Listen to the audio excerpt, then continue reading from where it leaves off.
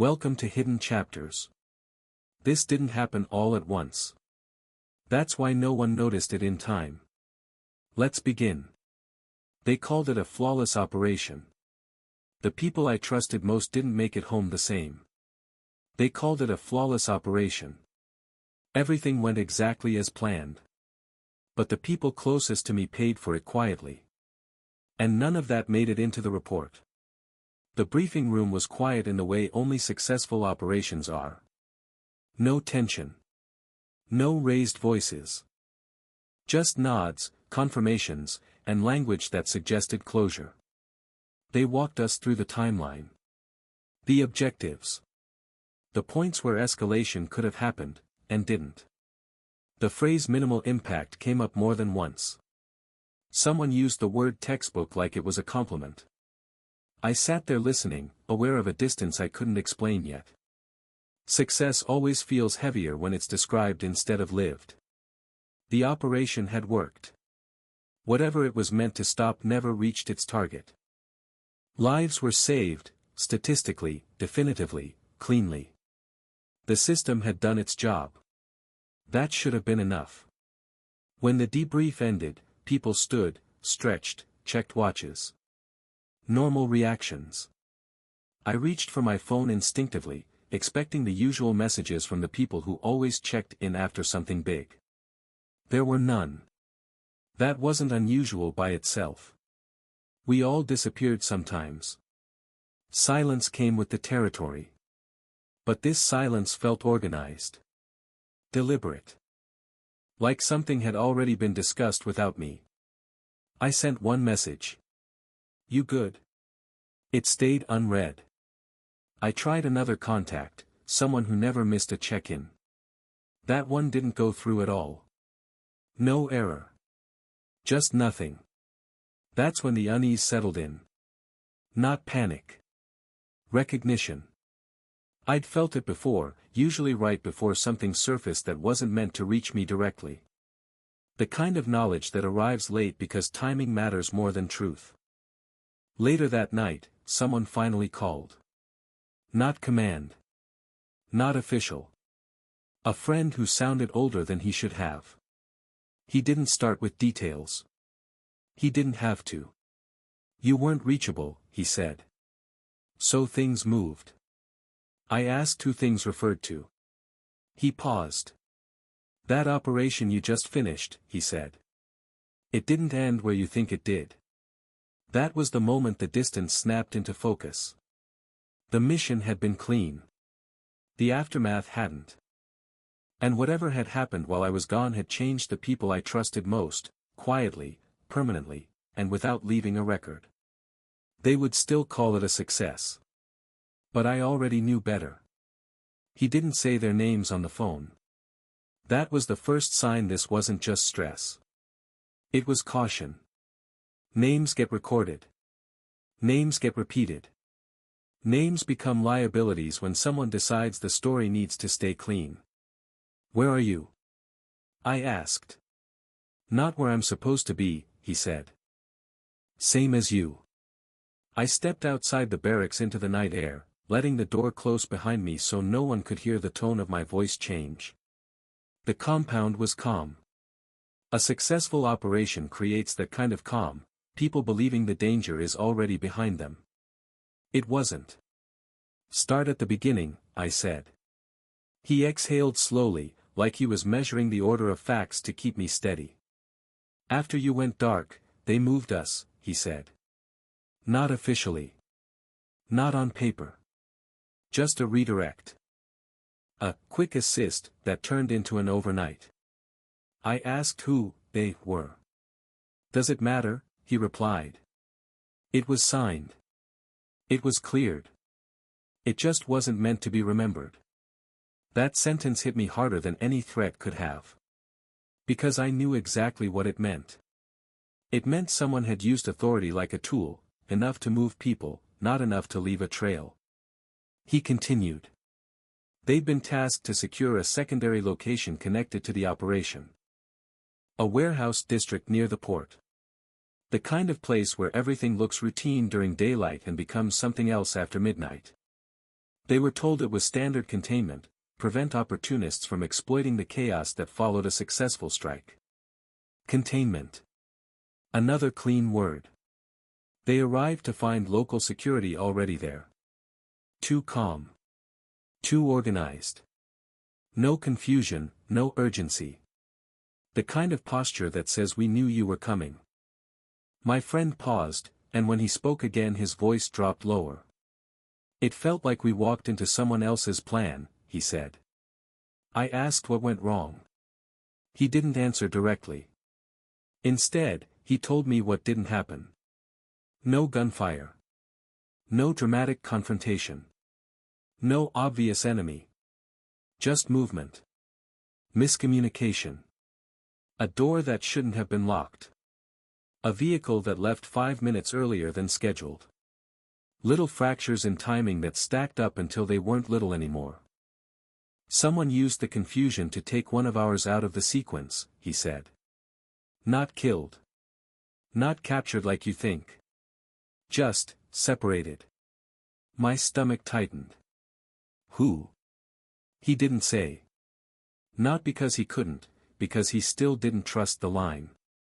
By the time we realized it, the people in charge were already calling it resolved, he said. They said the mission was complete. That we were never there. You were there, I said. That's the problem, he replied. We were there, but only in the part of the story they don't plan to keep.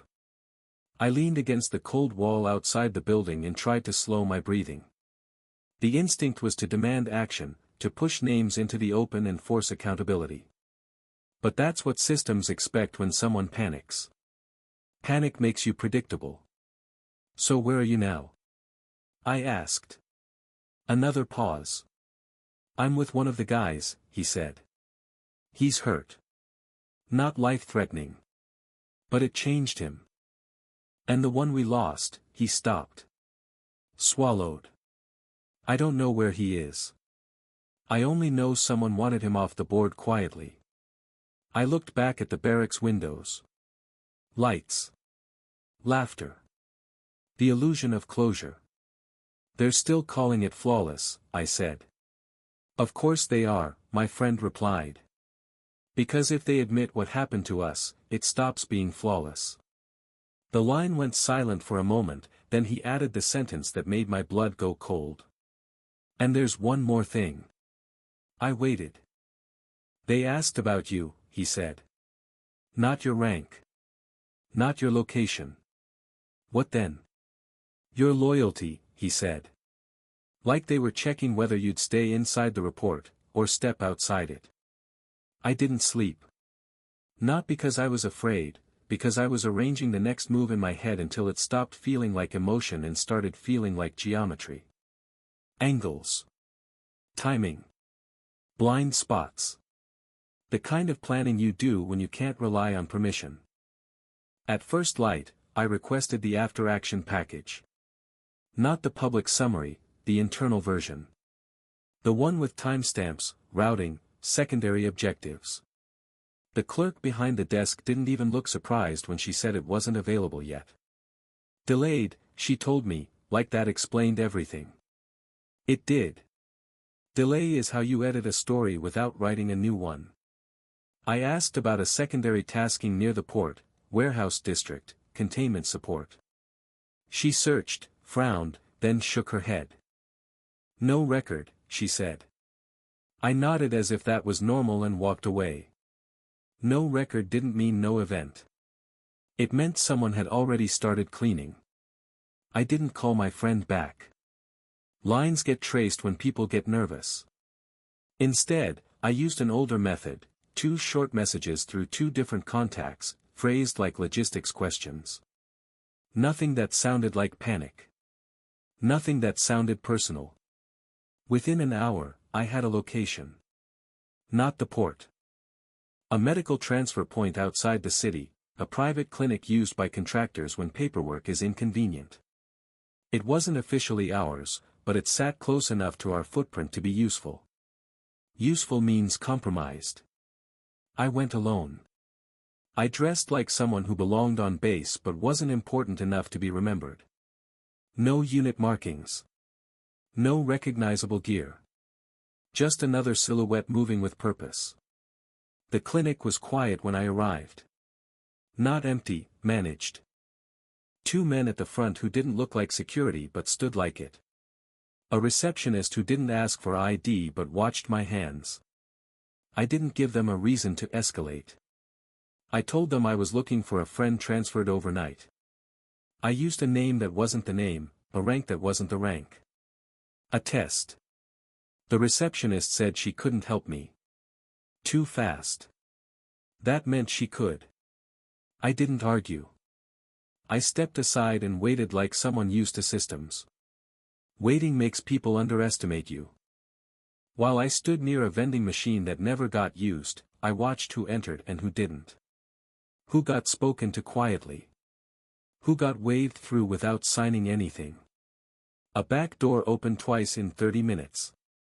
No patient walked out. Only staff, and 1 man in civilian clothes carrying a duffel bag that looked too heavy for laundry. I followed at a distance until he reached a service alley where a vehicle waited with its engine running. He loaded the bag carefully, like it contained something fragile. Then he turned and spoke to someone I couldn't see, and I caught one word. Transfer. That was enough. I moved closer. Not fast. Not sneaking. Just appearing in the periphery the way a problem appears, quietly, uninvited. The man stiffened. His eyes went to my hands. Then to my face, searching for insignia that wasn't there. What's in the bag? I asked. He didn't answer. I asked again, softer. Who are you moving? His jaw tightened. You're not cleared, he said, as if clearance could replace humanity. That sentence told me I was near the truth. I stepped closer and lowered my voice. I'm not here to make noise, I said. I'm here because someone on my team disappeared from the story. And stories like that don't stay quiet unless someone benefits.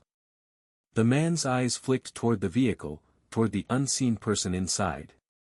His mouth opened like he wanted to speak, then closed again. Fear makes people loyal to the wrong things. Before he could decide, the back door of the vehicle opened. A hand came out. Not steady. Bandaged. My friend. Alive. Breathing. Eyes unfocused like he'd been told not to look at anyone too long. He didn't say my name. He just looked at me once, long enough to pass a message without words. They weren't just hiding what happened. They were moving pieces. And the one we lost wasn't missing by accident. I didn't touch the vehicle. Touching things creates ownership. Ownership creates questions. I stepped back and let the driver think he still had control.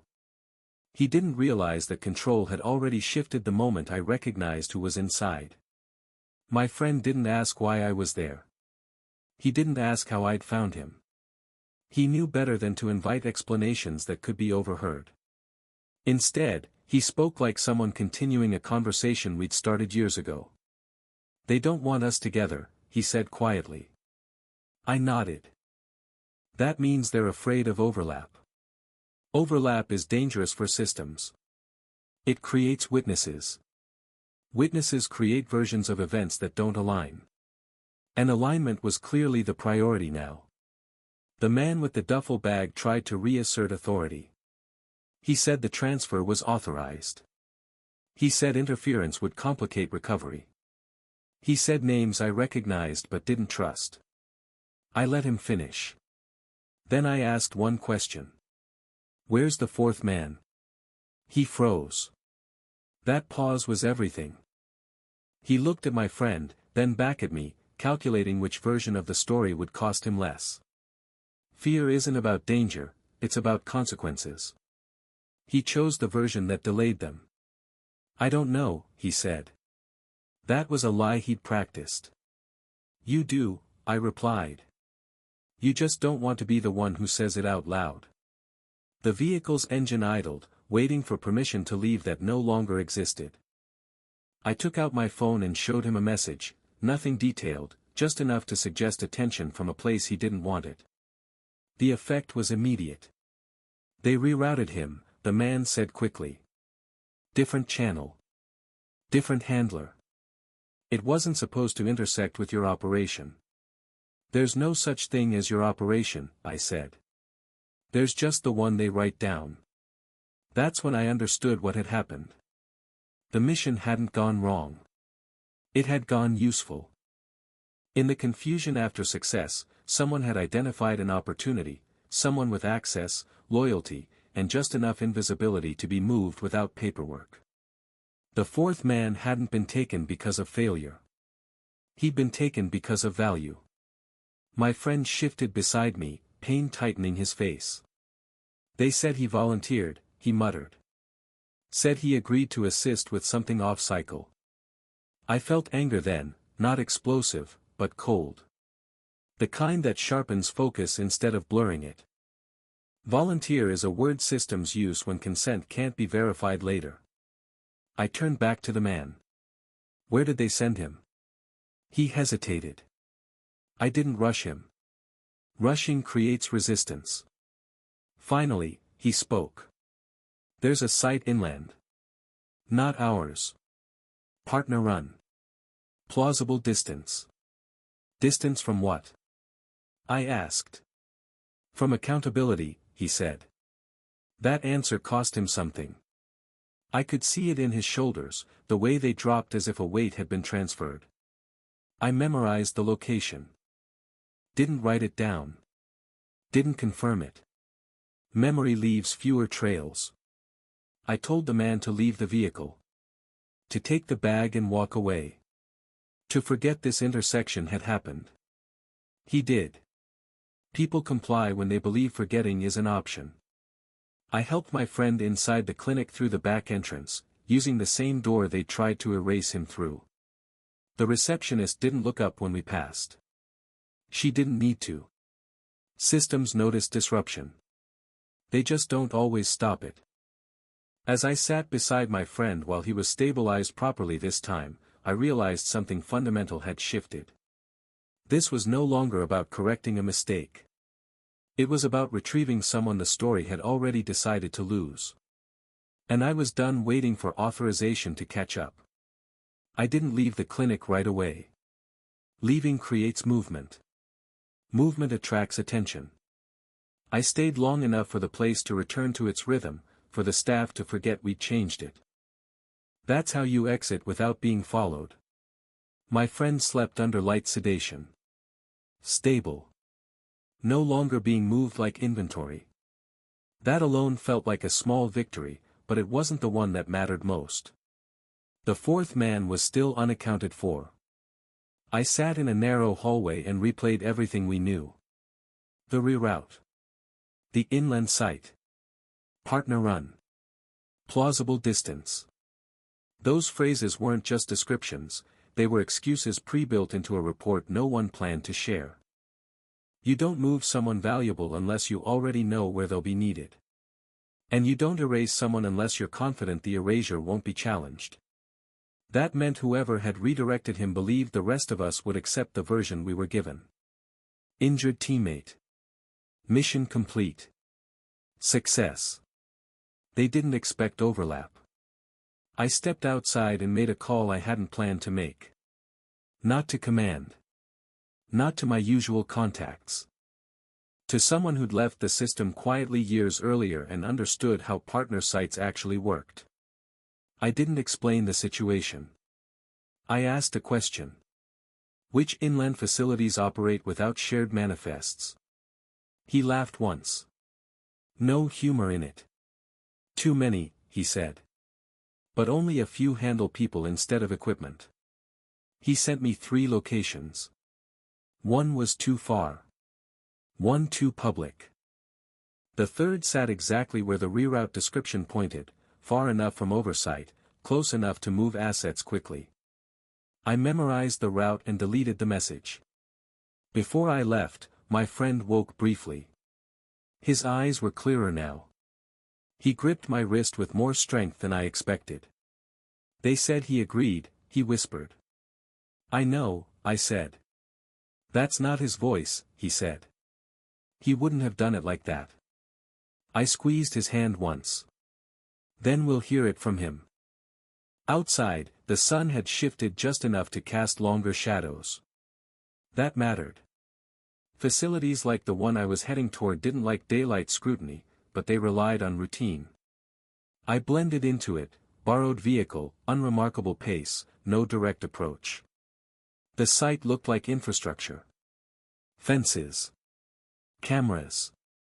Security that didn't want to be tested but also didn't want attention. I parked where service vehicles parked and walked the rest of the way, carrying nothing that suggested urgency.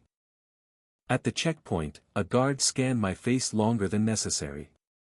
"Purpose?" he asked. I gave him a phrase I'd heard too many times. "Continuation support." He nodded and waved me through. Inside, the place felt wrong in a familiar way. Too quiet. Too controlled. People moving with purpose but avoiding eye contact. The kind of environment where questions are answered before they're asked. I followed the sound of ventilation to a lower level. Doors labeled with functions that didn't match the equipment behind them. Rooms designed to hold people temporarily without calling them that. Then I saw him. Not restrained. Not free. Seated at a metal table, hands flat, posture calm. He looked up when I entered, recognition flickering for half a second before discipline shut it down. They hadn't broken him. They'd convinced him this was necessary. That was worse. He spoke first. "They said it was for everyone," he said evenly. "That if I didn't do this, the story would get complicated." I closed the door behind me. "They already did," I replied. "They just didn't tell you." He studied my face, searching for angles. For manipulation. For the cost of believing me.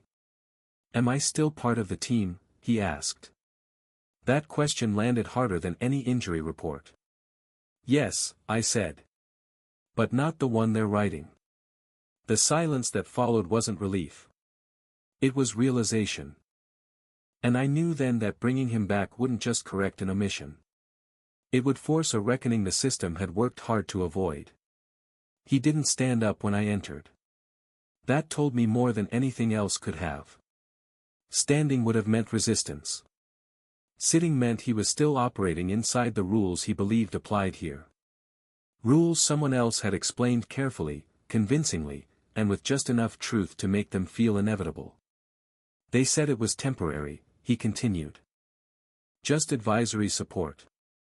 No field exposure. No visibility." I nodded, not because I agreed, but because I recognized the language. Temporary. Advisory. Support. Words designed to sound harmless when placed next to something permanent. "Did they say what happens after?" I asked. He hesitated. "They said there wouldn't be an after. That this was contained." Contained is what people say when they don't want to define an exit. I leaned against the table, close enough that he could see I wasn't here to negotiate with the version of reality he'd been given. "You weren't selected because you were expendable," I said. "You were selected because you're reliable. Quiet. You don't panic. And you don't create records unless someone asks you to." His jaw tightened. "They said the same thing," he replied. Of course they had. I explained what had happened after the operation. The reroute. The clinic. The quiet movement of our injured teammate. The fact that the success everyone was celebrating had created a window, and someone had used it to repurpose him without consent that would survive scrutiny. I didn't dramatize it. Facts land harder when they're clean. He listened without interrupting, his eyes shifting occasionally to the door, not because he expected someone to come through it, but because he was recalculating the cost of staying. "If I leave," he said slowly, "this becomes a problem for them." "Yes," I replied. "And that's why they told you it was necessary." Silence stretched between us, thick with the kind of responsibility that doesn't get assigned, it accumulates. He looked down at his hands. They said this was the price of preventing something worse, he said. That if I didn't help, other people would. That's always true, I said. It's just never the point. Outside the room, footsteps passed without stopping. Routine continued. Systems rely on momentum. They don't check rooms unless something breaks it. We can't walk out, he said. They'll stop us. I shook my head. They won't. Not yet. He frowned. Why not? Because stopping us creates a record, I said. And records create questions. Right now, you're a voluntary asset. If you resist, that changes. I told him the plan, not in detail, not with heroics. Just timing. Disruption. A window created by procedures they trusted too much. I didn't promise safety. I promised uncertainty. He smiled once, humorless. That's the most honest thing anyone said since I got here. We waited until shift change. Until faces rotated and attention thinned. When we moved, it wasn't fast. Speed invites correction. Confidence invites assumption. No one challenged us. The door opened. The corridor emptied. The exit appeared exactly where it was supposed to be. Outside, the air felt different, not free, but unscripted. As we reached the vehicle, he stopped and looked back once. They're not going to like this, he said. They already don't, I replied. They just haven't said it out loud yet. We drove without headlights for the first mile, letting the facility settle back into believing its story was intact. Behind us, a system continued operating under the assumption that compliance had been secured. Ahead of us, 3 men were no longer where they'd been placed. And somewhere, a report was about to become incomplete. We didn't celebrate. That would have been premature. We drove until the facility disappeared behind us and the road narrowed into something that didn't encourage pursuit. Only then did I let myself slow down enough to feel the weight of what we'd done. Retrieval changes the equation, but it doesn't end it. Systems don't react immediately. They assess first. That assessment window was our only advantage. The 4th man sat in the back seat, quiet, alert, already slipping back into the version of himself that survived by not being noticed. My injured friend rested against the door, eyes closed but breathing steady. 3 men who weren't supposed to be together again, reunited in the narrow space between consequence and denial. I took a route that added time but removed patterns. Secondary roads. Inconsistent speeds. Stops that didn't line up with necessity. Surveillance looks for efficiency. Inefficiency confuses it. No one followed us.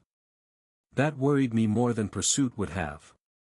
Silence means calculation. We reached a temporary safe location just before dawn, not a safe house, not a base, just a place forgotten by importance. I parked inside, killed the engine, and waited without moving. 10 minutes. Then another 5. Nothing. Inside, the 4th man finally spoke again. They'll say I left voluntarily, he said. That I decided to disengage. They already will, I replied. What matters is what they can't prove. He nodded. He understood now. Proof is a system's oxygen. Without it, pressure disperses quietly. We agreed on separation, not because we didn't trust each other, but because overlap creates vulnerability. 1 man left first. Then another. Each moving back into normal life along different vectors, carrying the same truth without carrying each other. Before he left, the 4th man stopped. They told me this would protect everyone, he said. That keeping it contained was the responsible choice. That's what they tell people they don't want thinking past the present, I said. He didn't argue. He just walked away. When I finally returned to base hours later, no alarms were raised. No one asked where I'd been. No sudden shift in posture or tone. That was confirmation enough. They were still deciding how to write this. Later that day, a message arrived through official channels. Status confirmed. Personnel accounted for. No names. No locations. No explanations. The story had been patched. Not fixed, stabilized. I sat with that for a long time. The operation would remain flawless on paper. The disruption would be categorized as noise. The retrieval would never exist in any version meant to last. But 3 men were no longer where they'd been placed. That mattered. Systems don't fear resistance. They fear unpredictability. And unpredictability had just entered a space that preferred silence. As night fell, I understood something I hadn't during the mission itself. We hadn't broken anything. We'd exposed a boundary. One that couldn't be crossed without someone noticing, even if they never admitted it. The cost would come later. Quietly. The response didn't come immediately. That was expected. Systems don't react emotionally. They recalibrate. They look for the smallest adjustment that restores balance without admitting something slipped. What happened to us wasn't an emergency to them, it was a deviation. Deviations get corrected. 3 days passed before the first sign appeared. Not an interrogation. Not a confrontation. A schedule change. My name quietly removed from a rotation I'd been part of for years. Another assignment filled the gap, less visible, less sensitive. A lateral move. That's how you discipline someone without acknowledging why. I didn't object. Objections confirm relevance. Relevance invites scrutiny. I let the change settle like it was always meant to happen that way. The others felt it too. One of them texted a single sentence. They asked if I needed support transitioning back. Support. Another clean word. It doesn't mean help, it means distance. The 4th man vanished into civilian patterns faster than I expected. No contact. No signals. That wasn't fear. That was intelligence. He understood now that survival depended on not being available for explanation. The injured one recovered quietly. No report filed. No follow-up required. His absence from official memory was almost impressive in its efficiency. That's when I realized the system wasn't angry. It was satisfied. Satisfied that the disruption had been absorbed without expanding. That no one had forced a narrative conflict. That the story could remain intact with only minor edits. But satisfaction doesn't mean closure. A week later, I was called into a meeting that wasn't labeled disciplinary. No legal language. No accusations. Just 2 people I'd never met before, asking me how I felt the operation had gone. How do you measure success? One of them asked. I answered honestly. By what continues afterward. They exchanged a look. That wasn't the answer they wanted, but it wasn't insubordinate either. It sat in the space they couldn't correct without opening doors they preferred closed. They ended the meeting quickly after that. As I walked out, I understood the trade that had been made. They would keep calling it flawless.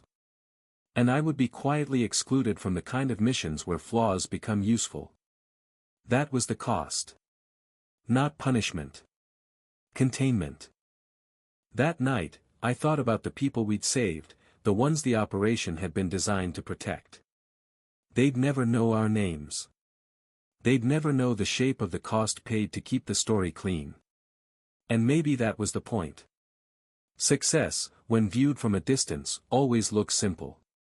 Up close, it fractures. The system didn't need to remove us. It just needed to ensure we didn't intersect again. And in doing so, it revealed the truth no briefing ever would. Flawless operations don't eliminate risk. They relocate it. Time did what it always does after something unfinished. It normalized it. Weeks passed without incident. No follow-ups. No quiet warnings. No subtle reminders that I was being watched. That absence was intentional. Attention would have meant uncertainty. Silence meant the system was confident the correction had worked. I stayed inside my new assignment. Low profile. Predictable hours. Nothing that intersected with the kinds of decisions that created friction. From the outside, it looked like compliance. It wasn't. It was observation. I started noticing the small omissions. Names removed from briefings. Locations described without context. Phrases like operational alignment used where detail used to exist. The system hadn't changed, it had refined itself. That refinement had a purpose. I heard about the fourth man indirectly, through a chain that didn't connect back to me. Civilian work. Temporary contracts. Places where accountability is shared thinly enough that it never settles anywhere. He was doing fine, according to the fragments that reached me. Fine meant alive and unreported. The injured one checked in once, weeks later. Just a message that said, still walking. Nothing else. No emotion. No explanation. Gratitude doesn't survive well in situations like this, it creates bonds that can be traced. We understood each other without speaking. What we'd done wasn't brave. It was inconvenient. That distinction mattered. Bravery gets celebrated. Inconvenience gets managed. One evening, I was asked to review a summary of the operation for training purposes. Not to edit it, just to confirm it made sense. I read it carefully. Every sentence was accurate. Every timestamp correct. Every outcome clean. It was flawless. And completely incomplete. There was no mention of the secondary tasking. No indication that personnel had been rerouted. No trace of the clinic. No hint that 3 men had crossed paths where they weren't supposed to. I signed off on it. Not because I agreed with it, but because altering it would have turned absence into evidence. That's when I understood the final shape of what we'd done. We hadn't challenged the system head-on. We'd slipped something through it. Something it couldn't account for without acknowledging its own blind spots. That made us dangerous, not because we would repeat it, but because we knew it could happen again. I stopped expecting recognition after that. Stopped wondering if there would be a moment of reckoning where someone would say we saw what you did. Systems don't confess. They adapt. Instead, I focused on what remained intact. 3 men who knew each other's limits. 3 men who understood when to act and when to disappear. 3 men who would never need to explain why they trusted silence. That kind of bond doesn't get recorded. It doesn't get trained. It doesn't get passed down. It just exists, quietly, alongside the official version of events. The operation would be taught as a success for years to come. Slides. Bullet points. Lessons learned that didn't include us. And somewhere in those lessons would be a gap no one could quite explain, a place where something should have been, but wasn't. That gap was ours. And as long as it stayed unwritten, it would remain exactly where it needed to be. Years later, I stood in a room where the operation was being referenced again. Different audience. New analysts. Fresh language layered over an old event. The map on the screen looked familiar in the way photographs do, flattened, stripped of texture, made easier to understand than it ever was. They called it a model. A case study in restraint, coordination, and timing. I watched the slide change and felt nothing at first. No anger. No pride. Just the awareness that the version of events they were teaching had been carefully engineered to survive repetition. That's what systems want, stories that can be reused without friction. No one mentioned the secondary movements. No one acknowledged the quiet reroutes. No one asked why certain names never appeared in the follow-up materials. They didn't need to. Absence is only noticeable to people who were there. After the session ended, someone younger approached me. New. Curious. He asked what it had been like on the ground, whether the pressure had been as intense as the case study suggested. I considered my answer carefully. Not in the way you think, I said. He waited, expecting more. There are moments, I continued, when success depends on people doing exactly what they're told.